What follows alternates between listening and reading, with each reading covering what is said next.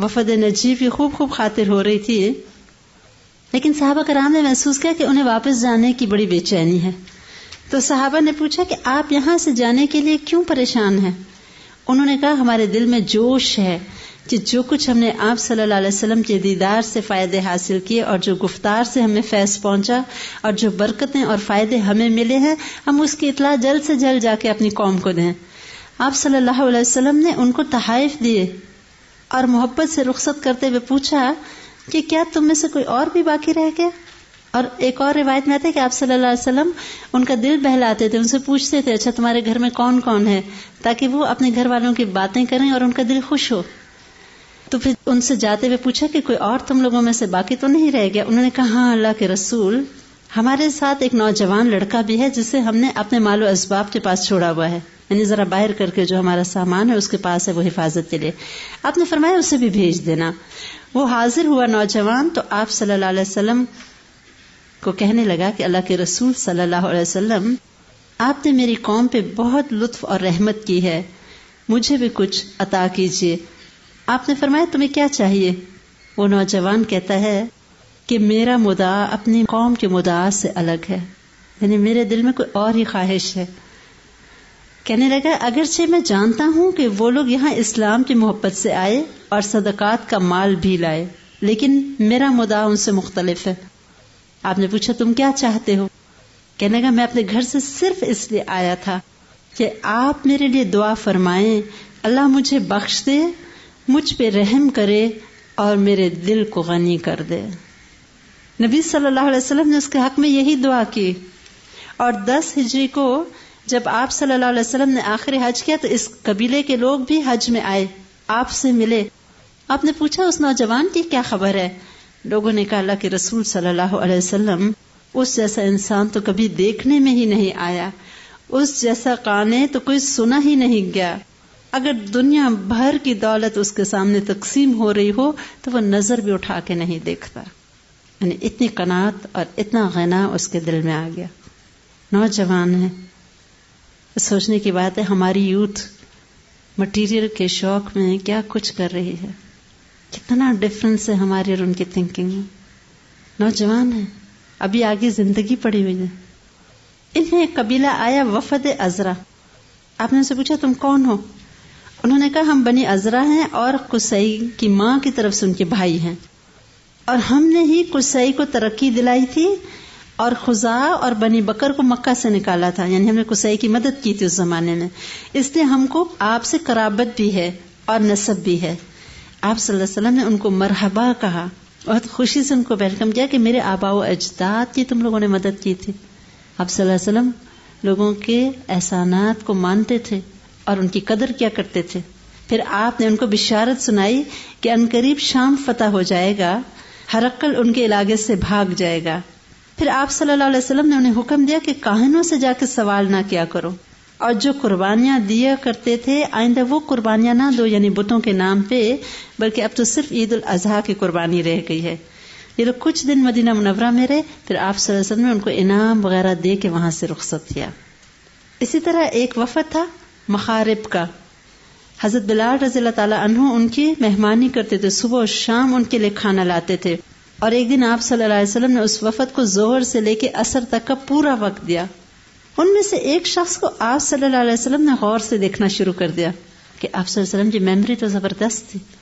غور سے دیکھا اور فرمایا میں نے تم کو پہلے بھی دیکھا ہوا ہے.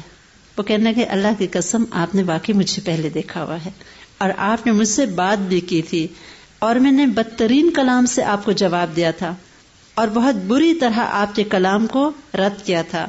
اور یہ اکاس کے میلے کا ذکر ہے جہاں آپ صلی اللہ علیہ وسلم نے جب اس کو دعوت دین دی تھی تو انہوں نے بہت بری طرح سے آپ کی دعوت کو چھٹلایا تھا. پھر کہنے لگا کہ شکر ہے میرے ساتھی تو اسی طرح مر گئے بغیر اسلام قبول کے، لیکن اللہ نے مجھے توفیق دی اور ایمان نصیب کیا. آپ صلی اللہ علیہ وسلم نے اس کے حق میں دعا کی تھی. اس نے کہا تھا میرے دعا کیجیے کہ جو کچھ مجھ سے پہلے ہوا اللہ مجھے معاف کر دے. آپ نے دعا فرمائی تھی. اسی میں ایک اور واقعہ آتا ہے کہ ایک وفد آیا تو ان میں ایک شخص آیا جس سے آپ صلی اللہ علیہ وسلم نے نبوت سے قبل کوئی خرید و فروخت کا معاملہ کیا تھا. اور وہ کہتے ہیں کہ میں نے آپ صلی اللہ علیہ وسلم کو ابھی باقی کچھ دینا تھا کہ اچانک مجھے ایک ضروری کام یاد آ گیا. میں نے کہا آپ یہیں رکے, میں وہ باقی جو آپ کو دینا ہے آ کے دیتا ہوں. ابھی آپ نبی نہیں تھے اور آپ وہیں کھڑے رہے, حتیٰ کہ 3 دن بعد میں وہاں سے گزرا تو دیکھا آپ وہیں کھڑے ہیں. میں نے کہا آپ 3 دنوں سے یہیں کھڑے ہیں؟ اب مجھے یاد آیا میں نے کہا تھا یہاں ٹھہرے, میں آ رہا ہوں. انہوں نے کہا ہاں میں 3 دن سے یہیں کھڑا ہوں اور تم نے مجھ کو تکلیف دی. بس اتنی سی بات, کوئی لمبا چوڑا گلا نہیں. اب صلی اللہ علیہ وسلم بڑے بہادر بھی تھے. مکہ میں ہی رکانہ نامی ایک پہلوان تھا, اس کو بڑا گھمنڈ تھا کہ کوئی اس کو نہیں کشتی میں پچھاڑ سکتا, اور اس نے ایمان لانے کی شرط یہ رکھی تھی کہ اگر کوئی مجھے پچھاڑ دے گا تو میں ایمان بھی لے آؤں گا اور اپنی ساری بکریاں بھی اس کو دے دوں گا. آپ صلی اللہ علیہ وسلم نے 1 مرتبہ نہیں 3 مرتبہ اس کو پچھاڑا تھا, اور پھر اس کو بکریاں بھی واپس بخش دیں کہ مجھے نہیں چاہیے. تو مختلف لوگوں کے ساتھ آپ صلی اللہ علیہ وسلم نے مختلف معاملات کیے اور لوگ دل و جان سے ایمان لے آتے تھے. ان میں ایک وفد تھا بنی عیش, یہ بھی نجران کے علاقے کے لوگ تھے. کہنے لگے ہمارے پاس مال ہے, مویشی ہیں, ہماری گزر بسر ان پہ ہوتی ہے, لیکن ہمیں پتہ یہ چلا ہے کہ ہجرت کے بغیر ایمان لانا فائدہ نہیں دے گا, تو اب اس مال اور مویشی کا کیا فائدہ, ہم سب کچھ بیچ کے آپ کے پاس آ جاتے. یعنی ہجرت کرنے کو تیار ہیں. آپ نے فرمایا نہیں, وہیں رہو جہاں تم آباد ہو, بس کیا کرو, اللہ سے ڈرتے رہو, تمہارے اعمال میں کوئی کمی نہ آئے گی. اور پھر آپ نے ان کو یہ بھی سمجھایا تھا کہ اگر سب مسلمان اپنے علاقوں کو چھوڑ کے یہاں جمع ہو جائیں گے, ایک تو اسلامی جو رقبہ ہے وہ لوگوں کے لیے تنگ ہو جائے گا, اور دوسری بات یہ کہ اسلام کی دعوت دوسری جگہوں تک پھیلے گی اگر لوگ اپنے اپنے علاقوں میں رہ کے اسلام پہ عمل کریں گے. اتنی حکمت ہے. دیکھیں آپ نے یہ نہیں ان کو مشقت میں ڈالا کہ سب کچھ بیچ دو اور اب تم لوگ آ جاؤ. جب ضرورت تھی تب ہجرت کے لیے سب کچھ کیا صحابہ نے. اب اس وقت ہجرت کی ضرورت نہیں تھی اور ان کو تسلی بھی دے دی. ان کو فکر ہوئی نا کہ ہمارے ایمان کا تو اب کوئی فائدہ نہیں اگر ہم ہجرت نہ کریں, تو کہا نہیں وہی رہو, بس صرف کیا کرو, اللہ سے ڈرتے رہو. اس طرح ایک وفد آیا بنی فزارہ. آپ نے ان سے پوچھا کہ تمہاری بستیوں کا کیا حال ہے. کہنے لگے بستیوں میں قحط ہے, مویشی سب مر گئے ہیں, باغ خشک ہیں, بچے بھوکے مر رہے ہیں, آپ اللہ سے دعا کریں ہماری فریاد سنیں. پھر آپ نے اس قوم کے حق میں بارش کی دعا فرمائی اور کہا تھا کہ اے اللہ اپنے بندوں اور جانوروں کو سیراب کر, اپنی رحمت پھیلا, اپنی مردہ بستیوں کو زندہ کر دے. یا اللہ ہم پر فریاد رس لوگوں پر بارش جو تیری رحمت ہے جلد بھیج, دیر نہ ہو, وہ بارش نفع دے, نقصان نہ دے, سیراب کرے. اے اللہ ہم کو اپنی رحمت سے سیراب کر, عذاب نہ دینا, غرق نہ کرنا, اور دشمنوں پہ ہم کو نصرت عطا فرما. یہ قوم کہتی ہے جب ہم واپس پہنچے تو ٹھیک جس وقت آپ صلی اللہ علیہ وسلم نے دعا کی تھی اسی وقت قوم کے لوگوں نے بتایا کہ وہاں بارش ہوئی, اور ایسی بارش ہوئی کہ کھیتیاں ہری بھری ہو گئیں. انہی میں وفد نجران آیا تھا, عیسائیوں کا وہ مشہور وفد جو 9 ہجری میں آیا تھا, اور ان کو پتہ چلا تھا کہ ایک نبی ہیں جن کا ظہور ہو گیا ہے. لہذا اب ان عیسائیوں نے سوچا کہ ہم بھی جائیں اور پتہ کریں اس بات میں کتنی حقیقت ہے. ان میں ان کا ایک پادری, اس کا بھائی اور ایک اور شخص, یہ 3 لوگ وہاں سے نکلے. ان عیسائیوں کے 72 یا 73 گاؤں تھے, تقریباً 72 یا 73 گاؤں تھے. ان سب نے عیسائیت تھی, اور علاقہ اتنا بڑا تھا کہ اگر اس علاقے میں کوئی چلتا تو صبح سے رات ہو جاتی. یہ لوگ آئے آپ صلی اللہ علیہ وسلم کے پاس, اور انہوں نے روانگی سے پہلے سب لوگوں کو اکٹھا کیا تھا, گرجے کی گھنٹیاں بجا کے. جب سب عیسائی آئے تھے تب باہم مشورہ ہوا تھا کہ ہاں کچھ لوگ جائیں اور خبر نکال کے آئیں. جب یہ لوگ آپ صلی اللہ علیہ وسلم کی خدمت میں حاضر ہوئے, انہوں نے آپ سے گفتگو کی اور پوچھا کہ آپ عیسیٰ علیہ السلام کے بارے میں کیا کہتے ہیں. آپ صلی اللہ علیہ وسلم نے فرمایا ان مثل عیسیٰ عند اللہ کمثل آدم خلقہ من تراب ثم قال له كن فيكون الحق من ربك فلا تكن من الممترین. عیسیٰ علیہ السلام کی مثال اللہ کے نزدیک آدم علیہ السلام جیسی ہے, اور اللہ نے اسے مٹی سے بنایا اور پھر فرمایا کہ ہو جا, یعنی انسان بن جا, تو وہ بن گئے. اور اس طرح ان کے ساتھ کافی بات چیت ہوتی رہی. پھر یہ نہیں مان کے دیتے تھے, تو وہ آیت نازل ہوئی تھی جس کا ترجمہ ہے کہ انہیں کہو کہ اپنی اولاد کو بلاؤ، ہم اپنی اولاد کو بلائیں گے، اور تم اپنی عورتوں کو بلاؤ، ہم اپنی عورتوں کو بلائیں گے، اور ہم بھی اور تم بھی جمع ہوں، اور پھر ہم اللہ سے دعا کریں کہ جو جھوٹا ہے اس پہ اللہ کی لعنت ہو۔ یہ آیت سن کے عیسائی ڈر گئے، کہنے لگے اگر یہ واقعی اللہ کا نبی ہے تو اس کی بدوا سے تو ہم برباد ہو جائیں گے، لہذا بہتر ہے کہ صلح پہ بات کر لیں اور چلے جائیں۔ خیر کچھ جزیہ کے اوپر بات کر کے اور یہ روانہ ہوئے تو واپسی پہ ہوا یہ کہ آپ صلی اللہ علیہ وسلم نے ان کو لکھ کے ایک امان نامہ عطا کیا تھا، معاہدہ تھا، نجران والوں کو اللہ اور محمد صلی اللہ علیہ وسلم کی طرف سے حفاظت حاصل ہوگی اور فوج ادھر نہیں آئے گی، اور ایک چھوٹی سی ایک تحریر تھی۔ راستے میں لوگ اپنی سواریوں پہ پڑھتے جا رہے تھے کہ اتنے میں بشپ کا جو بھائی تھا وہ دیکھتے دیکھتے گر پڑا اپنی سواری پر سے، اس پہ اس نے آپ صلی اللہ علیہ وسلم کے بارے میں ایک برا کلمہ کہا اور کہنے کا اس کی وجہ سے ہم کو تکلیف پہنچی، یعنی میں ان کی تحریر پڑھ رہا تھا تب گر گیا۔ اس پہ اس نے کہا کہ بخدا وہ تو نبی ہے، یہ اسقف کہہ رہا ان کا بڑا پادری، پہچان گیا تھا۔ وہ کہنے لگا ان کا بھائی کہ میں تو اب اپنے پالان کو تب اتاروں گا جب نبی صلی اللہ علیہ وسلم کے پاس پہنچ جاؤں گا، یعنی نان سٹاپ اب واپسی کا سفر اختیار کروں گا، اتروں گا ہی نہیں جب تک کہ آپ کے پاس نہیں پہنچ جاتا، یعنی وہ نبی ہیں، تم نے تصدیق کر دی۔ اب جب وہ واپس پلٹا تو وہ بڑا چیخا چلایا کہ واپس آ جاؤ، اس نے کہا اب نہیں آؤں گا، سچی بات تمہارے منہ سے نکل گئی، اور سیدھا آپ صلی اللہ علیہ وسلم کے پاس پہنچا اور پھر وہیں رہ گیا۔ یہ لوگ جب واپس پلٹے تو باقی لوگوں کو انہوں نے تمام حقائق سے آگاہ کیا۔ جب انہوں نے یہ باتیں بتائیں تو ایک راہب جو عرصے سے اس گرجے کے اوپر کے ایک حصے میں رہا کرتا تھا اوپر سے چیخنے لگا مجھے اتارو، مجھے اتارو، اور میں نے تو آپ صلی اللہ علیہ وسلم کے پاس جانا ہے۔ سیدھا پہنچا، اسلام قبول کر کے وہیں رہنے لگا۔ جو حق پرست تھے، حق پہنچتا تھا تو سب کچھ چھوڑ چھاڑ کے آپ کی خدمت میں حاضر ہو جاتے تھے۔ پھر آخرکار نجران کا ایک وفد گیا آپ صلی اللہ علیہ وسلم کے پاس اور کہنے لگے کہ آپ ہمارے ساتھ کسی کو روانہ کر دیجئے، ہم جسے جزیہ بھی ادا کیا کریں اور وہ ہمارے ساتھ رہیں۔ آپ صلی اللہ علیہ وسلم نے فرمایا تھا کہ میں کل تمہارے ہمراہ ایک ایسے شخص کو روانہ کروں گا کہ وہ امین ہے، امین ہے، امین ہے، 3 مرتبہ فرمایا تھا، حق امین، حق امین، حق امین۔ حضرت عمر رضی اللہ تعالیٰ عنہ فرماتے ہیں کہ نماز کے بعد اس وقت جب آپ صلی اللہ علیہ وسلم نے اس شخص کے بارے میں بتانا تھا اور بھیجنا تھا، ہم سب میں بے چینی تھی اور میرا دل کرتا تھا کہ کاش آپ صلی اللہ علیہ وسلم میرا نام لے لیں۔ جو ہی نماز ختم ہوئی میں نے اپنی گردن اونچی اونچی کرنی شروع کر دی تاکہ آپ صلی اللہ علیہ وسلم کی نگاہ مجھ پہ پڑے اور میں اس لقب کا مستحق ہو جاؤں، لیکن آپ نے ابو عبیدہ بن جراح رضی اللہ تعالیٰ عنہ کو پکارا۔ اس طرح ان کا لقب امین الامت پڑ گیا تھا، اور پھر ان کو نجران بھیجا گیا اور پھر ان کی صحبت سے اس علاقے میں اسلام پھیلا تھا۔ یہ تو کچھ حال تھا جو مختلف وفود کے ساتھ پیش آیا۔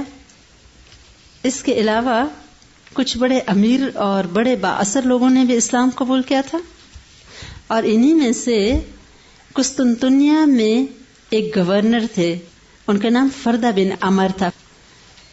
فلسطین سے جو متصلہ علاقہ تھا اس میں ان کی حکومت تھی، اور ظاہری بات ہے رومیوں کا یہ علاقہ تھا اور یہ خود عیسائی تھے۔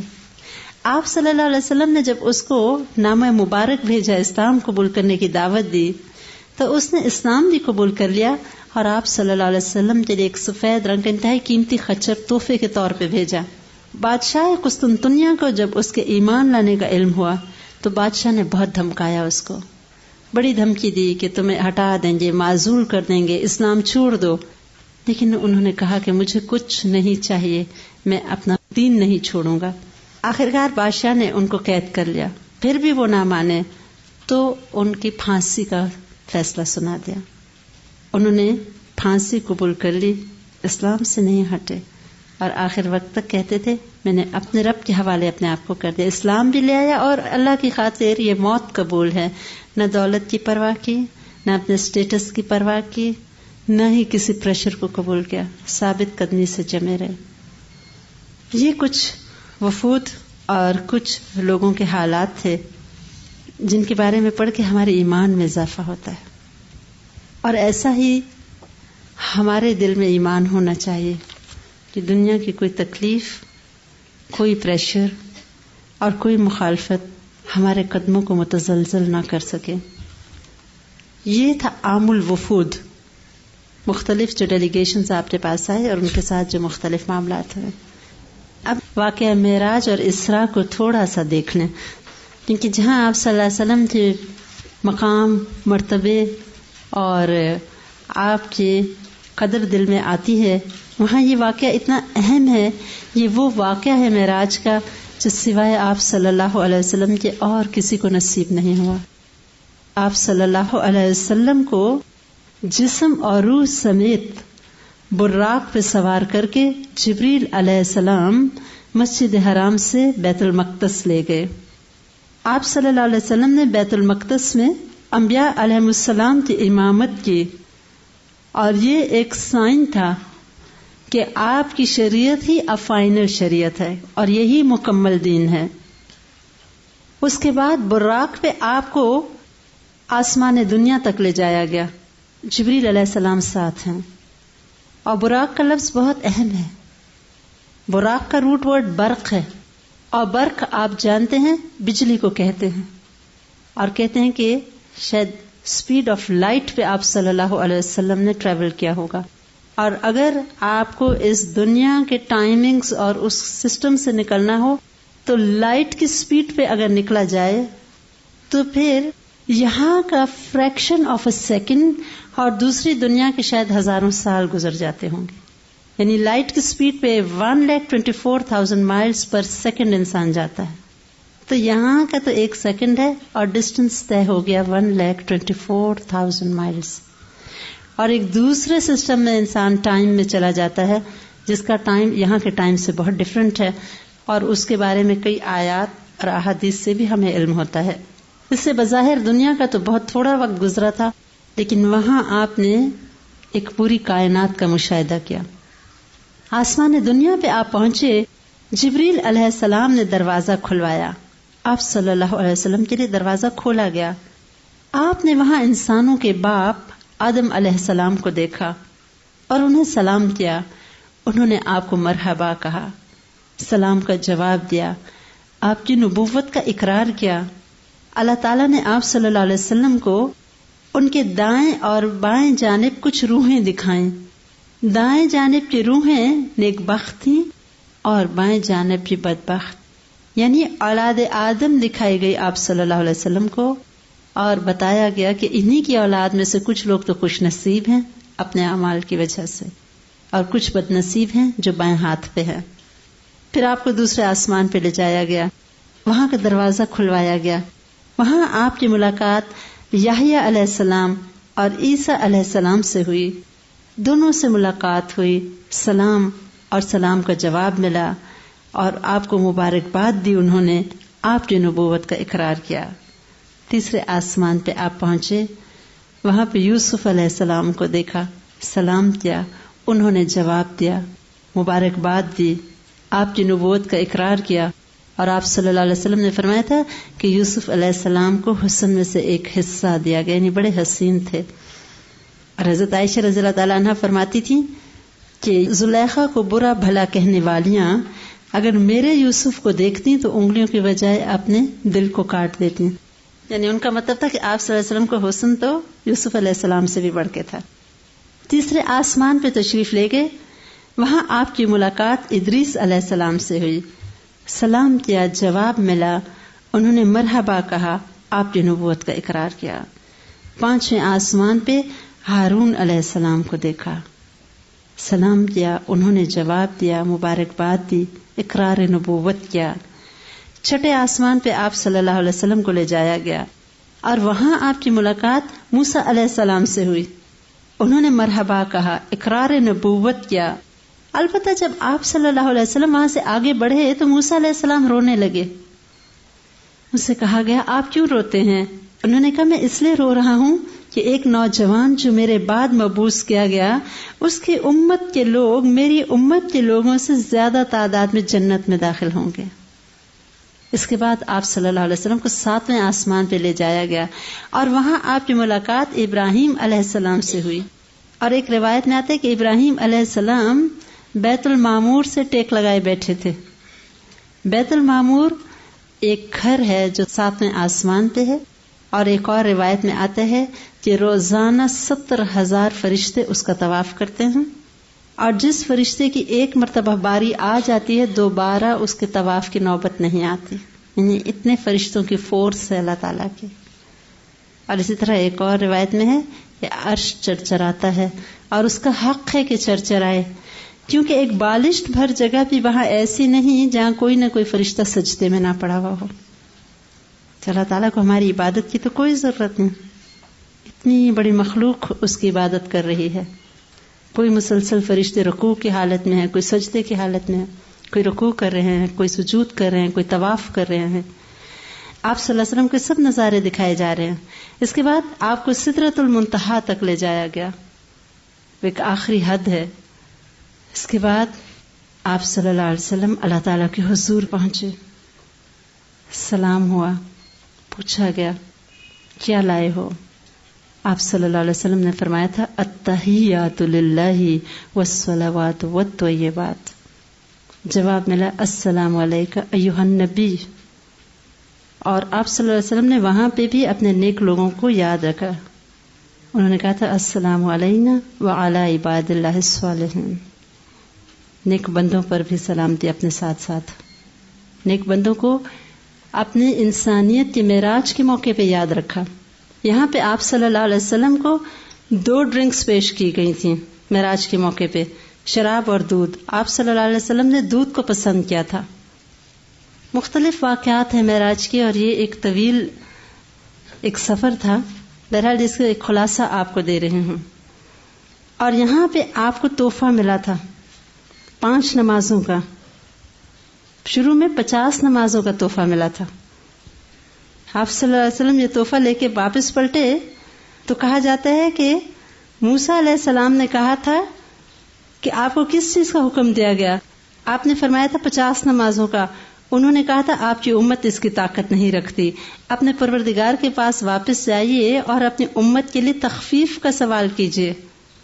آپ نے جبریل علیہ السلام کی طرف دیکھا اور پھر آپ کو دوبارہ اللہ تعالیٰ کے حضور پیش کیا گیا.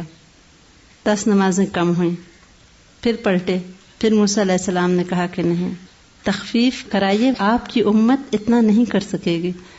پھر مزید 10 نمازیں کم ہوئیں، پھر آپ لوٹے، پھر مزید کم کرائی گئی، حتیٰ کہ رہتے رہتے 5 ہو گئی. البتہ یہ کہا گیا تھا کہ ان کا اجر و ثواب 50 کے ہی برابر ہے.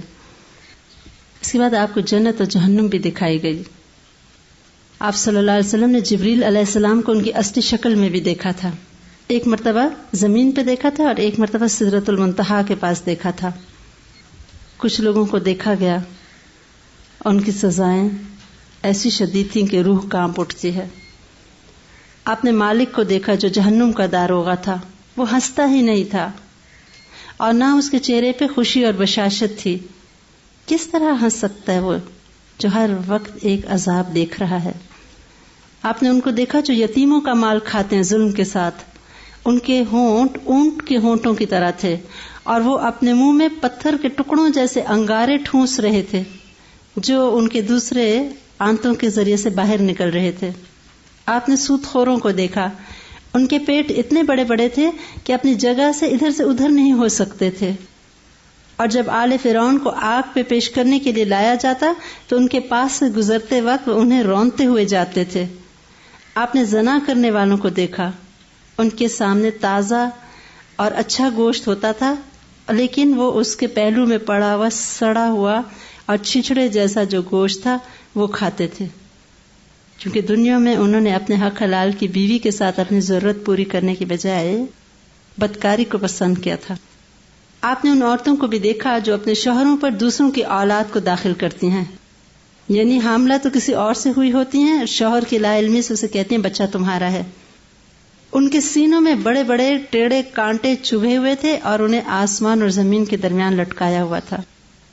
آپ صلی اللہ علیہ وسلم نے جب جنت دیکھی تو آپ خوش ہو گئے اور کہا کہ کون ہے جو یہاں نہیں آنا چاہے گا. لیکن جب آپ کو جنت کا راستہ دکھایا گیا تو آپ غمگین ہو گئے. اتنا مشکل راستہ، بہت ہمت والے اور کم ہی لوگ ہیں جو اس میں سے چل کے اس جنت تک پہنچیں گے. جہنم کا راستہ انتہائی خوشنما اور انجام انتہائی اذیت ناک. یہ غمگین کر دینے والی باتیں ہیں دونوں، کہ وہ جگہ جس کا انجام خوبصورت ہے جنت ہے، راستہ بہت مشکل ہے، بہت کم ہی اتنے ہمت والے ہوں گے جو تمام مشکلات کے باوجود وہاں پہنچیں گے، اور جہنم کا راستہ انتہائی آسان، دل فریب اور خوشنما، اور بہت سے نادان لوگ اسی کو پسند کرتے ہیں۔ آپ نے اس سفر کے دوران جب واپس آئے دنیا میں تو راستے میں اہل مکہ کا ایک قافلہ بھی دیکھا، ان کا ایک پانی کا برتن بھی تھا، قافلے والے سو رہے تھے، آپ صلی اللہ علیہ وسلم نے ان کا پانی بھی پیا اور دوبارہ اس کو ڈھک دیا، اور جب وہ آئے تھے آپ نے ان کو بتایا تھا ان کے پانی کے بارے میں بھی، اور ان کا ایک اونٹ کے بارے میں بتایا جو ان سے بھاگ گیا تھا، اور یہ بات آپ کی معراج کی تصدیق کرتی تھی۔ یہ قافلہ بہت دور تھا مکہ سے جس کو آپ نے دیکھا اور ان کے تمام حالات ان کو بتائے۔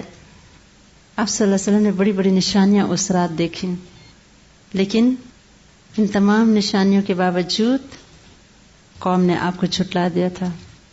ایک عظیم نبی کو جنہوں نے پوری کائنات کی سیر کی، اللہ رب العزت سے ملاقات کی، سوال و جواب ہوئے، ڈائریکٹ کمیونیکیشن ہوئی تھی۔